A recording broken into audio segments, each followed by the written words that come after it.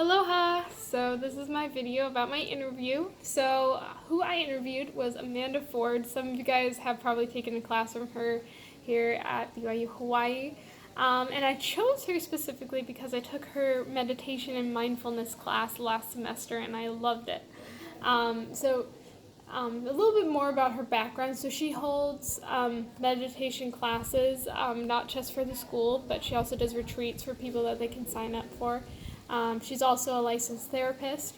She is a registered yoga teacher, which includes meditation and mindfulness training, and she has an MBCT certificate, which is mindfulness-based cognitive therapy and certificate. Anyway.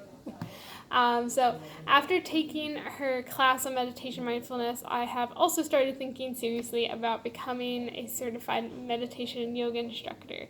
So this was an outlet I was looking into, and I thought it had a lot of restorative justice capabilities that could be in it. And I already saw a few principles that were in it since taking this class. So in what ways does this person incorporate restorative justice principles in their work? So the overlap that I see between the work that Amanda has done and something that we talked about as well in restorative justice is in the stories and the experiences that people have through meditation and mindfulness and being able to heal from trauma, from the trauma of past experiences through meditation and mindfulness, is that this healing happens through the person's continuous practice of meditation and mindfulness principles. And this is a lot like a facilitation and restorative justice because it has the same goal, where restorative justice's goal is helping victims find healing and closure after a traumatic experience. Whereas the meditation is mostly focused on the victim being able to do that themselves without having the perpetrator there. Restorative justice includes the perpetrator in the process of finding that healing. So meditation instructors, like facilitators in an intake meeting, they help victims get to a place where they can and are ready to handle the big emotions that come with talking about the traumatic experience, where an RJ facilitator might meet with them to help the victim prepare for the meeting. An instructor with meditation can guide the victim to understand their own personal feelings and how their body and mind are storing the information from the event. So it can help them heal in a more holistic way than just focusing on the truth and the information of the event that happened.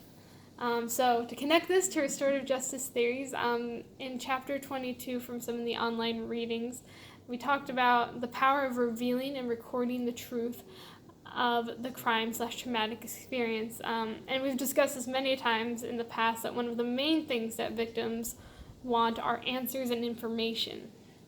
Now, meditation and mindfulness practices don't get the information from the offender about what happened, but the meditation practices does help the victim sit with themselves and be able to pay attention to how their mind, body, and spirit have been affected by the event.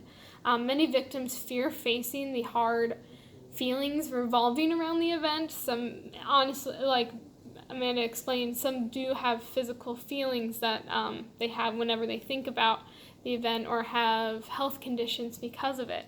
So with these experiences, it helps them slowly understand and get a grip on those, not get a grip, but be able to understand those feelings through a process where they might not in the first session jump right into the traumatic event that happened, but they can start small and help them practice thinking about those hard things or going to a place within themselves where they feel safe and comfortable, where they can talk about those things. And this can help them be more mindful and practice paying attention to those feelings and learn what they mean for them so they can understand how they're personally feeling about the experience and don't have to just rely so much on cognitive information to do so. So what are new ideas or interests did this conversation with this person spark in you? So something that me and Amanda saw in this process was that we think that meditation mindfulness can be utilized in helping prepare victims and offenders in reflecting on the event and also gather some personal closure as an individual and then move onward to the actual meeting with the offender. So this could be helpful in that the victim doesn't have to rely on what if the offender doesn't actually end up being able to meet with the victim, but the victim can still have an outlet to find healing within themselves. So it doesn't have to be so much based on the offender. That's one thing I think would be helpful also for offenders, and that they can learn to have, like we saw in the videos in New Zealand, that some people but don't have, they're not ready to have that conversation with the person who they offended. So I think that meditation could be a very good inner practice to work on the individual first, maybe even before the intake meetings, to help them get to a place where they will be ready to talk about these hard things. Anything else you might need to know about Amanda, who I got to interview. So I recommend taking Amanda's meditation and mindfulness class. It was awesome for me personally, but also gave me some new insights into just the intercultural peace-building world. She covers a variety of different ways to use meditation mindfulness, from eating to walking to working with others.